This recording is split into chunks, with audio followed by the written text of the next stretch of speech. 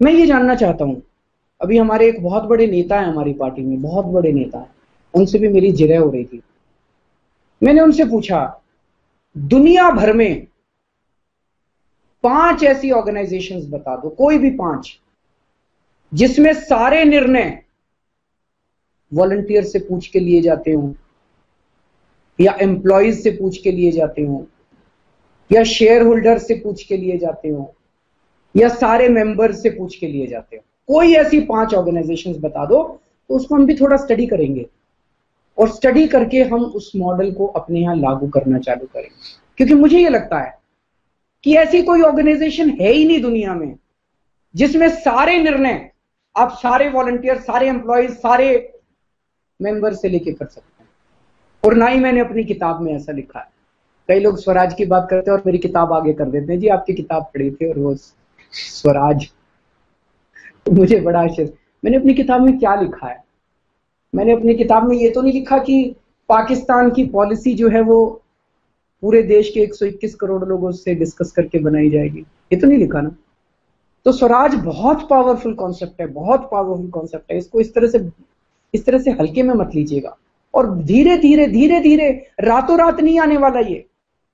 मैं ये पूछना चाहता हूं, आपके परिवार में स्वराज है क्या? आपके परिवार में सारे निर्णय सारे बैठ के वोटिंग करा के करते हैं? किसी कंपनी में स्वराज होता है क्या?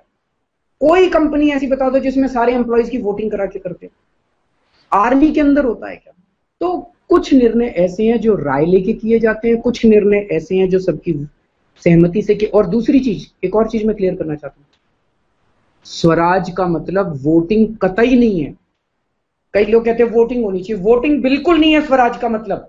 मेहरौली के अंदर जब हमने कैंडिडेट्स की वोटिंग कराई तो हमारे वॉलंटियर बैलेट बॉक्स लेके भाग गए, पुलिस बुलानी पड़ी। ये स्वराज है? ये तो स्वराज नहीं है। मान लीजिए एक निर्णय लेना है, 10 लोग हैं, 9 लोग कहते हैं ऐसे होना चाहिए, एक आदमी कहता है नहीं ऐसे होना चाहिए, तो क्या हमें 9 लोग जो कह रहे हैं वो बात मान लेनी चाहिए? बिल्कुल नहीं माननी चाहिए। स्वराज का मतलब है वो एक आदमी जो कह रहा है ना, हो सकता है उसके दिमाग में कुछ ऐसा आइडिया आया हो जो 9 लोगों के दिमाग में नहीं आया हो, इसलिए उसकी भी बात सुननी पड़ेगी। उन 9 लोगों को उसको भी डिस्कस करना पड़ेगा उसके साथ भी। स्वराज का मतलब वोटिंग कतई नहीं है। मैं पूछना चाहता हूं, बीजेपी में कितना स्वराज है? बीजेपी में मोदी और अमित शाह के अलावा किसी की चलती है क्या? कांग्रेस में कितना स्वराज है? कांग्रेस में सोनिया गांधी और राहुल गांधी के अलावा किसी की चलती है क्या? हमारी पार्टी में आज मैं दावे के साथ कह सकता हूं कि सारी पार्टियां ले लो, केवल बीजेपी कांग्रेस नहीं, सारी पार्टियां ले लो, सबसे ज्यादा इनर पार्टी डेमोक्रेसी और स्वराज हमारी पार्टी के अंदर, और गर्व है हमें इसके ऊपर। कभी सुना है आपने 65 साल के इतिहास में ऐसा हुआ था?